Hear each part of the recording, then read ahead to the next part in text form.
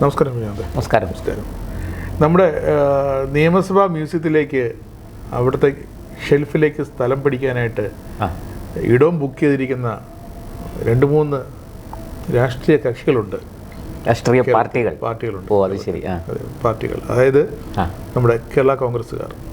കേരള കോൺഗ്രസ് വളരും തോറും അത് പണ്ടായിരുന്നു. ഈ വളരും തോറും പിളർന്നു, പിന്നെ പിളരും തോറും ഒരു വളർന്നില്ല. ഒന്ന് നമ്മുടെ LDF ഭരണകക്ഷിയിലുള്ള KB ഗണേഷ് കുമാറിൻ്റെ കേരള കോൺഗ്രസ് ബി. അടുത്തത് പ്രതിപക്ഷത്തുള്ള PG ജോസഫിൻ്റെ കേരള കോൺഗ്രസ് ജോസഫ്. അടുത്തത് ഭരണപക്ഷത്ത് തന്നെയുള്ള ജോസ് കെ മാണിയുടെ സാക്ഷാൽ മാണി കേരള കോൺഗ്രസ്. ഇത് മൂന്നും ഒരു ഗതികേടിലേക്ക് പോയിക്കൊണ്ടിരിക്കുകയാണ്. സിറ്റിംഗ് MLA-മാർ 12 ഡസനിലധികം തോൽക്കുമെന്ന് പ്രതിപക്ഷ നേതാവ് VD സതീശൻ പറഞ്ഞതിൽ അത് ചെന്ന് കൊള്ളുന്നത് ഈ കേരള കോൺഗ്രസിലേക്കാണ്. അവർക്കും അനുഭവിക്കാം. പിന്നെ അടുത്തത് സിറ്റിംഗ് MLA-മാർ സിറ്റിംഗ് മന്ത്രിമാർ തോൽക്കുമെന്ന് നമ്മുടെ പ്രതിപക്ഷ നേതാവ് പറയുമ്പോൾ സ്വന്തം കൂടെയുള്ള കേരള കോൺഗ്രസിന്റെ അവസ്ഥ കൂടി അദ്ദേഹം പറഞ്ഞമായിരുന്നു. തീരെ ദുർബലമായി. പാലയിലൊക്കെ വളരെ കഷ്ടമാണ്. പാലയിൽ ഷോൺ ജോർജിന്റെ തേരോട്ടം, മാണി സി കാപ്പന്റെ വിരട്ടൽ, ജോസ് കെ മാണി ഗതികേട് കൊണ്ടുവന്ന് അവിടെ സ്ഥാനാർത്ഥിയായതാണ്. തന്റെ ഭാര്യ നിഷ ജോസ് കെ മാണിയെ സ്ഥാനാർത്ഥിയാക്കാനാണ് നേരത്തെ തന്നെ തീരുമാനിച്ചു വെച്ചിരുന്നത്, അല്ലേ?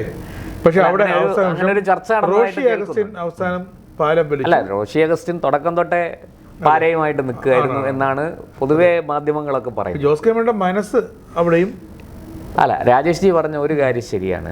ഈ കേരളത്തിലെ ഈ KM മാണി എന്ന ആ കരിങ്ങൊഴിക്കൽ മാണി എന്ന കേരള രാഷ്ട്രീയത്തിലെ ഒരു അധികായം തന്നെയാണ്. 1/2 നൂറ്റാണ്ടിലധികം പാലായെ കേരള നിയമസഭയിൽ പ്രതിനിധീകരിച്ച വ്യക്തി. അത്രയും കാലം ധനകാര്യമന്ത്രിയുമായിരുന്നു. അതിൽ ഭൂരിഭാഗം കാലം. മാത്രമല്ല, അതിനകത്ത് നമ്മൾ ഈ മന്ത്രി ആയിരുന്നതും പ്രതിപക്ഷത്തിരുന്നതും ഒക്കെ നമുക്ക് വിടാം. അതിനപ്പുറത്തേക്ക് ഒരു തവണ അദ്ദേഹത്തെ സഭ തോൽപ്പിക്കാൻ ശ്രമിച്ചു. അന്ന് അദ്ദേഹം 342 വോട്ടിൻ്റെ ഭൂരിപക്ഷത്തിലാണ് ജയിച്ചത്. അതായത് സഭയുടെ പിന്തുണ. ഈ പാലാ അതിരൂപത ബിഷപ്പിനെ കാണാൻ വേണ്ടി അദ്ദേഹം ചെന്നപ്പോൾ അന്നത്തെ ബിഷപ്പ് അദ്ദേഹത്തോട് പറഞ്ഞു, ഇത്തവണ നമ്മുടെ പിന്തുണ മാണിക്കില്ല. അപ്പോൾ അദ്ദേഹം പറഞ്ഞു, ഞാൻ പിന്തുണ ചോദിച്ചു വന്നതല്ല, അങ്ങയുടെ അനുഗ്രഹം ചോദിച്ചു വന്നതാണ്, എന്നെ അനുഗ്രഹിക്കണം എന്ന് പറഞ്ഞു മാണി സാറും മടങ്ങി. പക്ഷെ ആ റിസൾട്ട് വന്നപ്പോൾ 342 വോട്ടിന് KM മാണി വിജയിച്ചു എന്നുള്ളതാണ് ചരിത്രം. പക്ഷെ അദ്ദേഹത്തിന് ഈ 1/2 നൂറ്റാണ്ട് കാലം പാലായെ പ്രതിനിധീകരിച്ച് കേരള രാഷ്ട്രീയത്തിൻ്റെ ഗതിവിഗതികൾ നിർണയിച്ചുകൊണ്ട് കേരള നിയമസഭയിലും തിരുവനന്തപുരത്തും അദ്ദേഹം പാലായിലുമൊക്കെ ആയിട്ട് അദ്ദേഹം നിറസാന്നിധ്യമായിരുന്നു. പക്ഷെ അദ്ദേഹത്തിന് പിഴച്ചു പോയത് അദ്ദേഹത്തിൻ്റെ മകനെ രാഷ്ട്രീയത്തിൽ കൊണ്ടുവന്ന് വിജയിപ്പിക്കാൻ സാധിച്ചില്ല. ആലോചിച്ച് നോക്കണം, 2004 മൂവാറ്റുപുഴ നിന്ന് മത്സരിച്ചു ജോസ് കെ മാണി. എവിടെ? ലോക്സഭയിലേക്ക്. അതെ. അന്ന് PC തോമസ് ആണ് അവിടെ ജയിച്ചത്, NDAയുടെ സ്ഥാനാർത്ഥി. കേന്ദ്രമന്ത്രിയുമായി അദ്ദേഹം കേന്ദ്രമന്ത്രി ആയിരുന്നു. പക്ഷെ 2004 ജയിച്ചപ്പോൾ അദ്ദേഹം പ്രതിപക്ഷത്തായി. ഞാൻ പറയുന്നത് എങ്ങനെ ഇത് സംഭവിച്ചു? അതിനുശേഷം ജോസ് കെ മാണി നിരവധി സ്ഥലത്ത് മത്സരിച്ചു. അദ്ദേഹം ലോക്സഭയിലേക്ക് വീണ്ടും മത്സരിച്ചു, രാജ്യസഭയിൽ നിന്നൊക്കെ മത്സരിച്ചു. ജയമുണ്ടായി, പരാജയവും ഉണ്ടായി. ഇപ്പോൾ അതായത് മാണി സാറ് മരിച്ചതിന് ശേഷം നടന്ന ഉപതെരഞ്ഞെടുപ്പിൽ പാലായിൽ വിജയിച്ചത് മാണി സി കാപ്പനാണ്. ഞെട്ടിക്കുന്ന വിജയമാണ്. അതിനുശേഷം 2021 മാണി സി കാപ്പനും ജോസ് കെ മാണിയും തമ്മിൽ അവിടെ മത്സരിച്ചു. ജോസ് കെ മാണി വലതുപക്ഷത്തുനിന്ന് കൂടുവിട്ട് കൂടുമാറി ഇടതുപക്ഷത്തേക്ക് വന്ന് ഇടതുപക്ഷത്തിൻ്റെ കാൻഡിഡേറ്റായിട്ട് നിന്നിട്ട് പോലും അവിടെ പരാജയപ്പെട്ടു എന്നുള്ളതാണ്. കാരണം പാലയിൽ ഇടതുപക്ഷത്ത് നിന്നുമാണ് ജോസ് കെ മാണിക്ക് ഇപ്പോഴും അന്നും ഇന്നും ഏറ്റവും കൂടുതൽ ശത്രുക്കളുള്ളത്. അല്ല, ജോസ് കെ മാണിയുടെ ശത്രുക്കളുടെ എണ്ണം എടുക്കുന്നതിനേക്കാൾ എളുപ്പം മിത്രങ്ങളുടെ എണ്ണം എടുക്കുന്നതാണ്. കാരണം എണ്ണി തീർക്കാൻ പറ്റും പെട്ടെന്ന്. അപ്പോൾ അങ്ങനെ ഈ നമ്മൾ പൊതുവെ ഇത്രയൊക്കെ നമ്മൾ ചിന്തിക്കുമ്പോഴും നമ്മൾ മനസ്സിലാക്കേണ്ട ഒരു കാര്യം, ഈ മാണി സാറിൻ്റെ അഭാവത്തിൽ കേരളത്തിലെ ക്രിസ്ത്യൻ മത ന്യൂനപക്ഷ രാഷ്ട്രീയം, അങ്ങനൊരു രാഷ്ട്രീയമുണ്ട്.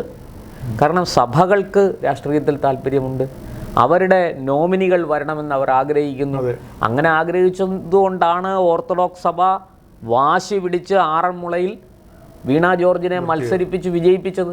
അത് ഓർത്തഡോക്സ് സഭയുടെ രാഷ്ട്രീയമാണ്. പക്ഷെ ഇത്തവണ അത് നടക്കില്ല എന്ന് ഏതാണ്ട് വ്യക്തമാണ്. ഇത്തവണ സഭയുടെ വീണ ജോർജ് വേണ്ട എന്ന അഭിപ്രായമാണ്. അല്ല, അവരുടെ ഭർത്താവ് പോലും അത് പറഞ്ഞല്ലോ. അത് പറഞ്ഞത് ഭർത്താവിലൂടെ പറയിപ്പിച്ചത് സഭ തന്നെയാണ്. അപ്പോൾ ഞാൻ പറഞ്ഞു വരുന്നത്, അത് ഓർത്തഡോക്സ് സഭയുടെ രാഷ്ട്രീയം, അതുപോലെ ലത്തീൻ കത്തോലിക്കരുടെ രാഷ്ട്രീയമുണ്ട്, അതുപോലെ റോമൻ കാത്തലിക്സ്, തീർച്ചയായും സീറോ മലബാർ, മലങ്കര, ഇവർക്കെല്ലാം കൃത്യമായി ഈ സഭകൾക്കെല്ലാം കേരള രാഷ്ട്രീയത്തിൽ അവരുടെ പ്രതിനിധികളുണ്ട്. അധികാര സ്ഥാനങ്ങളിൽ അവരുടെ ജനപ്രതിനിധികളുണ്ട്, അല്ലെങ്കിൽ അവർ നോമിനേറ്റ് ചെയ്തിരിക്കുന്ന ആൾക്കാരുണ്ട്. അങ്ങനെ വളരെ കൃത്യമായിട്ട് കേരള രാഷ്ട്രീയത്തിൻ്റെ ചില ചരടുകൾ നിയന്ത്രിക്കുന്നത് സഭകളാണെന്നുള്ള കാര്യം പച്ചയായ പരമാർത്ഥമാണ്. പക്ഷേ ഇപ്പോഴത്തെ സാഹചര്യം നമ്മളൊന്ന് പരിശോധിക്കണം. മുമ്പൊക്കെ KM മാണി, ഉമ്മൻചാണ്ടി തുടങ്ങിയ അധികായന്മാരുണ്ടായിരുന്നു. പക്ഷെ ഉമ്മൻചാണ്ടി അങ്ങനെ ഏതെങ്കിലും ഒരു സഭയുടെ വക്താവായിട്ടോ സഭയുടെ പിണിയാളായിട്ടോ നിൽക്കാൻ തയ്യാറല്ലായിരുന്നു. അദ്ദേഹം എല്ലാവരുമായിട്ടും യോജിച്ച് പ്രവർത്തിച്ചു. KM മാണിയും അങ്ങനെ തന്നെയാണ്. അദ്ദേഹത്തിന് ഈ സഭാ രാഷ്ട്രീയത്തിൽ അദ്ദേഹത്തിന് വലിയ സ്വാധീനവും കൊടുക്കൽ വാങ്ങലും ഒക്കെ ഉണ്ടായിരുന്നെങ്കിലും അദ്ദേഹം NSSുമായിട്ട് നല്ല ബന്ധമായിരുന്നു, SNDPയുമായിട്ട് നല്ല ബന്ധമായിരുന്നു, മുസ്ലിം സംഘടനകളും ഈ മുസ്ലിം ലീഗുമായിട്ടും നല്ല ബന്ധമുണ്ടായിരുന്നു. ഞാനിപ്പോഴും ഓർക്കുന്നുണ്ട്, മനോരമയുടെ ഒരു ചർച്ചയിലാണ് ജോണി ലൂക്കോസ് സാറ് ആണെന്ന് തോന്നുന്നു ചോദിക്കുന്നത്, പിന്നെ കേരള UDFിലെ രണ്ടാമൻ. അപ്പോൾ PK കുഞ്ഞാലിക്കുട്ടി സാഹിബ് ഇരിപ്പുണ്ട്, KM മാണി ഇരിപ്പുണ്ട്.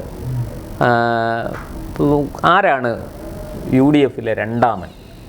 അപ്പോൾ മാണി സാറ് പറഞ്ഞ മറുപടി, അങ്ങനെ ഒന്നാമൻ, രണ്ടാമൻ, മൂന്നാമൻ അങ്ങനെ ഒന്നുമില്ല എന്ന് പറഞ്ഞ് അദ്ദേഹം കുറച്ച് ലഘൂകരിക്കാൻ ശ്രമിച്ചു. പക്ഷേ കുഞ്ഞാലിക്കുട്ടി സാഹിബ് വളരെ വ്യക്തമായിട്ട് പറഞ്ഞു, മാണി സാറ് തന്നെയാണ് രണ്ടാമൻ, ഒരു സംശയവും വേണ്ട. അദ്ദേഹത്തിൻ്റെ അറിവും പരിചയവും കഴിവും ഒക്കെ കണക്കിലെടുത്തുകൊണ്ടാണ് അന്നങ്ങനെ പറഞ്ഞത്. അപ്പം ഞാൻ അങ്ങനെ ഒരു അധികായൻ, ഒരു നേതാവ് അന്ന് കേരള രാഷ്ട്രീയത്തിലുണ്ടായിരുന്നു. സഭയുടെ പ്രതിനിധി, എല്ലാ സഭകളുടെയും, ഞാൻ നേരത്തെ പറഞ്ഞ ക്രിസ്ത്യൻ മത ന്യൂനപക്ഷ രാഷ്ട്രീയത്തിൻ്റെ വക്താവും നേതാവുമായിട്ട് അന്നൊരാളുണ്ടായിരുന്നു, ഒരു നാഥനുണ്ടായിരുന്നു അവർക്ക്. ഇന്നതില്ല. ഇന്ന് കേരള കോൺഗ്രസ് പാർട്ടികൾ, അത് വിവിധ, കേരള കോൺഗ്രസ് BA നമ്മൾ ഒഴിവാക്കിയാൽ ബാക്കി എല്ലാവരും ഒരു ക്രിസ്ത്യൻ, ജോസഫ് ആണെങ്കിലും ജേക്കബ്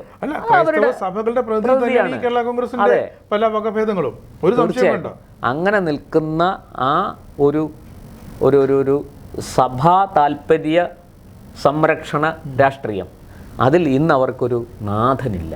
KM മാണി പോയതോടുകൂടി ആ സീറ്റ് ഒഴിഞ്ഞു കിടക്കുക. അവിടെ പകരം ഇരിക്കാൻ ശേഷിയുള്ള ഒരു നേതാവ് ഇന്ന് ക്രിസ്ത്യൻ സമൂഹത്തിൽ ഇല്ല എന്നുള്ളതാണ്.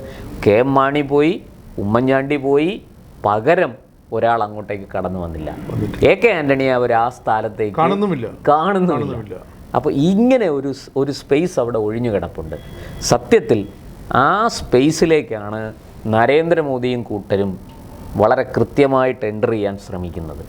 അതിൻ്റെ ഭാഗമായിട്ടാണ് സഭാ നേതൃത്വവുമായി ഡൽഹിയിലടക്കം നടന്ന ചർച്ച. ഈ ബിഷപ്പുമാരൊക്കെ ഡൽഹിയിൽ പോയി നരേന്ദ്രമോദിയെ കണ്ടത് കാരണം അവരുടെ താല്പര്യങ്ങൾ സംരക്ഷിക്കാൻ, അവരുടെ രാഷ്ട്രീയം സംരക്ഷിക്കാൻ, നല്ല വ്യക്തമായിട്ട് പച്ചയ്ക്ക് പറഞ്ഞാൽ അവരുടെ വിദ്യാഭ്യാസ ആതുര ശുശ്രൂഷ സ്ഥാപനങ്ങൾ, ആശുപത്രികളും പള്ളിക്കൂടങ്ങളും കോളേജുകളും ഒക്കെ സംരക്ഷിക്കാൻ അവർക്കിപ്പോൾ ഒരു രാഷ്ട്രീയ നേതൃത്വം ഇല്ല. അങ്ങനൊരു രാഷ്ട്രീയ നേതൃത്വം BJPയിൽ അവർ പൂർണ്ണമായിട്ടും കാണുന്നില്ല. അതിനൊരു സാഹചര്യമൊരുക്കലാണ് ഈ ചർച്ചയൊക്കെ നടന്നത്. അല്ലാതെ അതിനകത്ത് വേറെ വലിയ കാര്യങ്ങളൊന്നും ഉണ്ടെന്ന് എനിക്ക് തോന്നുന്നില്ല. അവരെ സംബന്ധിച്ച് കരുത്തുള്ളവൻ്റെ കൂടെ എല്ലാവരും നിൽക്കുകയുള്ളൂ. ഇപ്പോൾ രാജേഷ് ജിക്ക് നല്ല കരുത്തുണ്ടെങ്കിൽ ഞാൻ നിങ്ങളവിടെ നിൽക്കും. ഇല്ല, നിങ്ങൾ ദുർബലനാണെങ്കിൽ നിങ്ങളെ ആശ്രയിച്ചിട്ട് എനിക്ക് എന്ത് ഗുണം? മറിച്ച് ദുർബലനാണ് ഞാനെങ്കിൽ എന്നെ ആശ്രയിച്ചിട്ട് താങ്കൾക്ക് എന്ത് ഗുണം? ഇല്ല. അപ്പോൾ എനിക്ക് കരുത്തുണ്ടെങ്കിലേ താങ്കളും എൻ്റെ കൂടെ നിൽക്കുകയുള്ളൂ. ഇത് രാഷ്ട്രീയത്തിലെ ഒരു ആപ്തവാക്യമാണ്. വളരെ കൃത്യമായിട്ട് കരുത്തുള്ളവൻ്റെ കൂടെ അണികളുണ്ടാവുകയുള്ളൂ, കരുത്തുള്ളവൻ്റെ കൂടെ ജനങ്ങളുണ്ടാവുകയുള്ളൂ, കരുത്തുള്ളവൻ്റെ കൂടെ രാഷ്ട്രീയ പാർട്ടികൾ നിൽക്കുകയുള്ളൂ. അതാണ് 2021 പിണറായി വിജയന്റെ കൂടെ ജോസ് കെ മാണി പോകാൻ കാര്യം? ജോസ് കെ മാണിക്ക് പറ്റിയ ഏറ്റവും വലിയ മണ്ടത്തരം അതായിരുന്നു. അല്ല, അത് കാരണം ഈ പ്രശാന്ത് നേരത്തെ പറഞ്ഞതുപോലെ സഭയുടെ ആ ഒരു നേതൃസ്ഥാനം ഏറ്റെടുക്കുന്നതിന് പകരം ജോസ് കെ മാണി ചെന്നത് LDF ഒരു മുന്നണി ഘടകകക്ഷി. വളരെ വ്യക്തമല്ലേ? അതായത് അവിടുന്ന് ജയിച്ച് മന്ത്രിയാകുക, കരിങ്കൊഴിക്കൽ തറവാട്ടിലേക്ക് വീണ്ടും കൊടിവെച്ച കാറിൽ വന്ന് ഇറങ്ങുക, അച്ഛൻ വന്ന് ഇറങ്ങിയതുപോലെ. പക്ഷെ അത് പാലാക്കാർ സമ്മതിച്ചില്ല. പാലാക്കാരും കൂടി സമ്മതിക്കണം. അവർ സമ്മതിച്ചില്ല. അത് ഈ പറയുന്ന മത നേതൃത്വത്തിന് ഒക്കെ അതിൽ പങ്കുണ്ട്. അപ്പോൾ ഞാൻ പറഞ്ഞു വന്നതാണ്, അവർ ഇപ്പോൾ ജോസഫിൻ്റെ കാര്യം എടുക്കാം, മാണിയുടെ കാര്യം പറഞ്ഞല്ലോ, ജോസ് കെ മാണിയുടെ കാര്യം പറഞ്ഞല്ലോ, ജോസഫിൻ്റെ കാര്യം എടുക്കുക. ജോസഫിന് ആരോഗ്യമില്ല, അദ്ദേഹത്തിന് ഓർമ്മ പെശക് തുടങ്ങിയ പ്രശ്നങ്ങളുണ്ട്. ഇന്നിപ്പോൾ ജോസഫിൻ്റെ ആ പാർട്ടിയെ നയിക്കാൻ ഒരു മികച്ച നേതാവ് കേരളത്തിൽ അവർക്ക് ഇന്ന് പറയാനായിട്ടില്ല. ഈ ജോസഫിൻ്റെ മകൻ വന്നാലൊന്നും അത് എത്രത്തോളം ശരിയാകും. ഇപ്പോൾ ജോസ് കെ മാണി വന്നപ്പോൾ നമ്മൾ കണ്ടു, അതിൻ്റെ മറ്റൊരു പതിപ്പായിരിക്കും ഈ അപ്പു ജോസഫ് കടന്നു വരുമ്പോൾ ഉണ്ടാകാൻ പോകുന്നത്. തൊടുപുഴയിൽ നിന്ന് ജയിക്കുമായിരിക്കാം, പക്ഷെ കേരള കോൺഗ്രസ് രാഷ്ട്രീയത്തെ നിയന്ത്രിക്കാൻ കഴിയുന്ന ഒരു ശക്തിയായിട്ട് അത് മാറുമെന്ന് എനിക്ക് തോന്നുന്നില്ല. പിന്നെ അതിനകത്തുള്ളത് തോമസ് ഉണ്ണിയാടനും നമ്മുടെ ഇയാൾ കടുത്തുരുത്തി MLA, ഞാൻ പേര് മറന്നുപോയി, അദ്ദേഹമാണ്, മന്ത്രിയൊക്കെ ആയിരുന്ന. അവർ തമ്മിലൊരു സീനിയോറിറ്റി തർക്കവും കാര്യങ്ങളും ഒക്കെ ഇപ്പം തന്നെ നിലവിലുണ്ട് എന്ന് കേൾക്കുന്നുണ്ട്. മോൻസ് ജോസഫ് അങ്ങനെയൊക്കെ ഉണ്ടാകാതിരിക്കട്ടെ. പക്ഷേ അതിനകത്ത് കേരള കോൺഗ്രസ് സ്ഥാപകനായ KM ജോർജിൻ്റെ മകൻ ഫ്രാൻസിസ് ജോർജ് ഉണ്ട്. പക്ഷേ അദ്ദേഹത്തെ ഡൽഹിയിലേക്ക് അയച്ചിരിക്കുന്നത്, കേരളത്തിലില്ല. ഈ കേരള കോൺഗ്രസ് രാഷ്ട്രീയത്തിൻ്റെ ഭാവി എനിക്ക് തോന്നുന്നു ഫ്രാൻസിസ് ജോർജിൽ കൂടുതൽ സുരക്ഷിതമായിരിക്കുമെന്ന് തോന്നുന്നു. പക്ഷേ അദ്ദേഹം കേരളത്തിലില്ല, അദ്ദേഹം ഡൽഹിയിലാണ്. അദ്ദേഹം ഒരു MP ആണ്. കേരള രാഷ്ട്രീയത്തിൽ MP-ക്ക് എത്രത്തോളം കടന്നു വരാൻ കഴിയും, ഇടപെടാൻ കഴിയും എന്നൊക്കെയുള്ളത് ഒരു ചോദ്യമാണ്. ഇനി നമ്മൾ ജേക്കബിൻ്റെ മകനെ എടുത്താൽ, TM ജേക്കബിൻ്റെ മകനെ എടുത്താൽ അത് ആ പിറവം മണ്ഡലത്തിൽ ഒതുങ്ങി നിൽക്കുന്നു. ഇപ്പോൾ എനിക്ക് തോന്നുന്നു അനൂപ് ജേക്കബിൻ്റെ സഹോദരി ഏതോ ഒരു മണ്ഡലത്തിൽ കൂടെ മത്സരിക്കുന്നുണ്ട് എന്നൊക്കെ കേട്ടു. അത് എന്താണെന്ന് എനിക്ക് വ്യക്തതയില്ല കാര്യത്തിൽ. അതാണ് ഈ വ്യക്തതയില്ലെന്ന് പറയുന്നില്ലേ. കാരണം ഈ BJP-യുടെ കടന്നുകയറ്റത്തോടു കൂടി ഇടത് വലത് മുന്നണികളുടെ തമ്മിലടിയോടുകൂടി ഈ 2026 ഇലക്ഷനിൽ നമ്മൾ കേൾക്കാത്ത കഥകൾ ഇതൊക്കെയാണ്. കേരള കോൺഗ്രസിന്റെ സ്ഥാനാർത്ഥികൾ ചർച്ച മുഴുവനും ഒന്നുകിൽ LDF BJP ഡീൽ അല്ലെങ്കിൽ UDF BJP ഡീൽ. ഈ BJP-യെ ഒരു പ്രധാന കക്ഷിയാക്കി നിർത്തിക്കൊണ്ട് LDF-ഉം UDF-ഉം പരസ്പരം ആക്രമിച്ചുകൊണ്ടിരിക്കുകയാണ്. അവിടെ വരുമ്പോൾ നമ്മൾ മനസ്സിലാക്കേണ്ടത് കേരള കോൺഗ്രസ് രാഷ്ട്രീയം കേരളത്തിൽ അപ്രസക്തമാകുന്നോ എന്ന ചോദ്യമാണ് ഉയരുന്നത്. ഈ സത്യത്തിൽ കേരള കോൺഗ്രസ്സുകൾ ഇപ്പോൾ കൂടുതലും ഇക്കഴിഞ്ഞ തദ്ദേശ തെരഞ്ഞെടുപ്പ് കഴിഞ്ഞപ്പോൾ നമുക്കറിയാം UDF-ൽ നിന്ന കേരള കോൺഗ്രസ്സിനാണ് മെച്ചം ഉണ്ടായത്. LDF-ൽ നിന്ന കേരള കോൺഗ്രസ്, ജോസ് കെ മാണിയുടെ കേരള കോൺഗ്രസ്സിന് എന്ത് സംഭവിച്ചു എന്ന് നമുക്കറിയാം. അപ്പോൾ ഈ നിയമസഭാ തെരഞ്ഞെടുപ്പിൻ്റെ ഫലം കൂടി കഴിയുമ്പോൾ തീർച്ചയായിട്ടും കേരള കോൺഗ്രസ്സുകൾ അത് LDF-ലായാലും UDF-ലായാലും കൂടുതൽ ദുർബലമാകും. കാരണം UDF ജയിച്ചു വന്നാൽ UDF-നുള്ളിലെ കോൺഗ്രസ് തന്നെ ഈ ജോസഫിനെ വരിഞ്ഞു മുറുക്കി ഒതുക്കും. ജോസഫിന് അറിയാമല്ലോ, പഴയ മാതിരി വിലവേശാനുള്ള ആരോഗ്യമോ ശേഷിയോ ഒന്നും അദ്ദേഹത്തിനുമില്ല, അദ്ദേഹത്തിൻ്റെ പാർട്ടിക്കുമില്ല. അപ്പോൾ കോൺഗ്രസ്സിന് കൂടുതൽ എളുപ്പമാകും. കോൺഗ്രസ്സിനുള്ളിലെ ക്രിസ്ത്യൻ നേതാക്കൾക്ക് കേരള കോൺഗ്രസ്സുകളെ ഒതുക്കിയേ മതിയാവുള്ളൂ. കാരണം അവർക്ക് വളർന്നു വരണമെങ്കിൽ അത് വഴിയുള്ളൂ, അല്ലെങ്കിൽ അവരുടെ അവസരങ്ങളാണ് വെട്ടിമാറ്റപ്പെടുന്നത്. അതുകൊണ്ട് മുസ്ലിം ലീഗിൻ്റെ വളർച്ച കോൺഗ്രസ്സിലെ മുസ്ലിം നേതാക്കൾ ഇഷ്ടപ്പെടാത്തതുപോലെ അത് വളരെ കൃത്യമായ രാഷ്ട്രീയം. അതെ അതെ അതെ അതെ. അതുപോലെ കോൺഗ്രസ് ഭാവിയിൽ ചെയ്യാൻ പോകുന്നത് UDF കേരള കോൺഗ്രസ്സിനെ സമർത്ഥമായിട്ട് അങ്ങ് വിഴുങ്ങും. ഈ വിഴുങ്ങും എന്നറിയാവുന്നത് കൊണ്ടാണ് ജോസ് കെ മാണിക്ക് UDF-ലേക്ക് പോകുന്നതിനൊരു അറപ്പുള്ളത്. ഒന്ന് അറച്ചറച്ച് നിൽക്കുന്നതിൻ്റെ കാരണം ശ്രമിച്ചു നോക്കി, പക്ഷേ നടന്നില്ല. മാത്രമല്ല ആ ശ്രമത്തിന് ഊർജം കുറയുന്നതിൻ്റെ കാരണം ഇതാണ്. അവിടെ കോൺഗ്രസ് വിഴുങ്ങും. ഇവിടെ LDF-ൽ പിന്നെയും നമുക്ക് എന്തെങ്കിലുമൊക്കെ പറഞ്ഞ് ക്രിസ്ത്യൻ ന്യൂനപക്ഷമൊക്കെ പറഞ്ഞ് ഒന്ന് അഡ്ജസ്റ്റ് ചെയ്ത് നിൽക്കാം. പിണറായിയുടെ അപ്രമാദിത്വം അംഗീകരിച്ചു കൊടുത്താൽ മതി, പിണറായിയെ മാത്രം പേടിച്ചാൽ മതി. മറ്റേ UDF അങ്ങനെയല്ല, തലങ്ങും വിലങ്ങും പാരയായിരിക്കും. ജോസ് കെ മാണിയുടെ MP കാലാവധി കഴിയാറായിട്ടുണ്ട്. അല്ല, അത് മറ്റൊരു വിഷയം. ഞാൻ പറഞ്ഞു വന്നത്, കേരള കോൺഗ്രസിനെ സംബന്ധിച്ചിടത്തോളം അവരുടെ ഭാവി ശോഭനമല്ല. കേരള കോൺഗ്രസ്സുകൾക്ക് കേരള രാഷ്ട്രീയത്തിൽ പഴയതുപോലെ ഒരു സ്വാധീനം ചെലുത്താൻ കഴിയും എന്നെനിക്ക് തോന്നുന്നില്ല. അല്ല, ജയിച്ചു വന്നാലും ഈ ജോസഫ് വിഭാഗത്തിനാണല്ലോ ഇനി മേൽക്കൈ കിട്ടാൻ പോകുന്നത്. UDF ആണ് ജയിക്കുന്നതെങ്കിൽ, അല്ല LDF ആണ് ജയിക്കുന്നതെങ്കിൽ ജോസ് കെ മാണി വിഭാഗത്തിന് പഴയതുപോലെ ഒരു മന്ത്രിയെ കിട്ടും. ഒരു മന്ത്രിയെ കിട്ടും. ഇപ്പുറത്തും ഒരു മന്ത്രിയെ ആയിരിക്കും സാധ്യത. എങ്കിലും ഞാൻ പറയുന്നത്, ഈ ജോസ് കെ മാണി LDF ഉണ്ടാക്കുന്ന ഒരിളക്കം അതിനേക്കാൾ ദുർബലമായിരിക്കും UDF ജോസഫ് വിഭാഗത്തിനുള്ള സ്വാധീനം. ഇപ്പം തന്നെ ജോസഫ് വിഭാഗം ആവശ്യപ്പെട്ട സീറ്റുകൾ കൊടുത്തില്ല. അതായത് കോൺഗ്രസ് പറഞ്ഞു, ഇത്രയൊക്കെ ഉണ്ട്, വേണമെങ്കിൽ മത്സരിച്ചോ, ഇല്ലെങ്കിൽ വിട്ടേരെ, അത് ഞങ്ങൾ എടുത്തോളാം. കാരണം ഈ തദ്ദേശ തെരഞ്ഞെടുപ്പിൻ്റെ ഫലം അതാണ് സൂചിപ്പിക്കുന്നത്. കോട്ടയം ജില്ലയിൽ, ഇടുക്കി ജില്ലയിൽ, എറണാകുളം ജില്ലയിലൊക്കെ കോൺഗ്രസ്സിന് UDF ശക്തമായ മുന്നേറ്റമുണ്ടായിരിക്കുന്നു. ആ മുന്നേറ്റം കോൺഗ്രസ്സിന് തീർച്ചയായിട്ടും കേരള കോൺഗ്രസ് ജോസഫ് ഗ്രൂപ്പിന് വിട്ടുകൊടുക്കാൻ അവർ തയ്യാറല്ല. ഇതൊക്കെ നമ്മൾ വളരെ സൂക്ഷ്മമായിട്ട് കേരള രാഷ്ട്രീയം ചർച്ച ചെയ്യാതിരിക്കുന്ന സംഭവങ്ങളാണ്. ഇവിടെ വളരെ കൃത്യമായിട്ട് നമുക്ക് പറയാൻ കഴിയും, കേരള കോൺഗ്രസ്സുകളുടെ ഭാവി വളരെ മോശമാണ്. പിന്നെ ക്രിസ്ത്യൻ മതന്യൂനപക്ഷങ്ങൾക്ക് ഒരു നേതാവ്, ഒരു രാഷ്ട്രീയ നേതൃത്വം അവരെ സംരക്ഷിക്കാൻ ഇന്നില്ല. അവരുടെ താല്പര്യങ്ങൾ സംരക്ഷിക്കാനില്ല, അവരുടെ താല്പര്യങ്ങൾ നടപ്പാക്കാനില്ല. ഇതെല്ലാം അവരെ സംബന്ധിച്ചൊരു വെല്ലുവിളിയാണ്. അതുകൊണ്ടാണ് അവർ അങ്ങോട്ടും കൂടി ഒരു കൊളുത്തിട്ടത്. എവിടെ? ഡൽഹിയിലേക്ക്. കിടക്കട്ടെ, നമുക്ക് ഇവരില്ലെങ്കിൽ അവരുണ്ട്, ഇവർ മതി, ഇവരെ ഉപയോഗിച്ച് നമുക്ക് കാര്യങ്ങൾ ചെയ്യാം.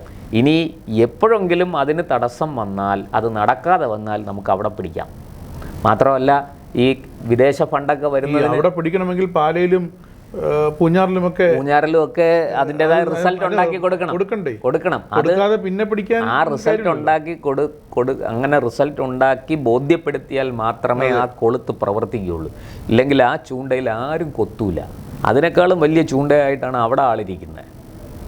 ആ ചൂണ്ട ഇതിനേക്കാൾ വലുതുമാണ്, ഇതിനേക്കാൾ ബലവത്തുമാണ്. അതിനിപ്പോൾ പാല അടക്കം പറയുന്നത് പാലയിലെ ചെക്കൻ ജയിക്കും എന്നുള്ളത്. ആ ചെക്കൻ പണ്ട് ജോസ് കെ മാണി, ഇപ്പൊ പാലയിലെ ചെക്കൻ എന്ന് പറയുന്നത് ഷോൺ ജോർജാണ്. അപ്പോൾ ആ മാറ്റം കേരളത്തിൽ വന്നിരിക്കുന്നു. അപ്പം അതുകൊണ്ട് എന്നെ സംബന്ധിച്ച് ക്രിസ്ത്യൻ മതന്യൂനപക്ഷ രാഷ്ട്രീയത്തിന് ഇപ്പോഴും ഒരു പ്രസക്തിയുണ്ട് കേരളത്തിൽ. പക്ഷേ കേരള കോൺഗ്രസ്സുകൾക്ക് അതിൻ്റെ ഗുണം, അതിൻ്റെ എന്താ പറയുക, മേന്മ, അല്ലെങ്കിൽ അതുകൊണ്ട് നേടാൻ പറ്റുന്ന നേട്ടം അതുണ്ടാക്കിയെടുക്കാൻ സാധിക്കില്ല എന്നെനിക്ക് തോന്നുന്നില്ല. കേരള കോൺഗ്രസ്സുകൾ പതുക്കെ കേരള രാഷ്ട്രീയത്തിൽ നിന്ന് അപ്രസക്തമായി, അതെ, നിയമസഭ, രാജേഷ് ജി തുടങ്ങിയ അതിലേക്ക്, നിയമസഭാ മ്യൂസിയത്തിലേക്ക്, കേരള രാഷ്ട്രീയത്തിൻ്റെ ചരിത്ര താളുകളിലേക്ക് അവർ മറയ്ക്കപ്പെട്ടുകൊണ്ടിരിക്കുന്നു.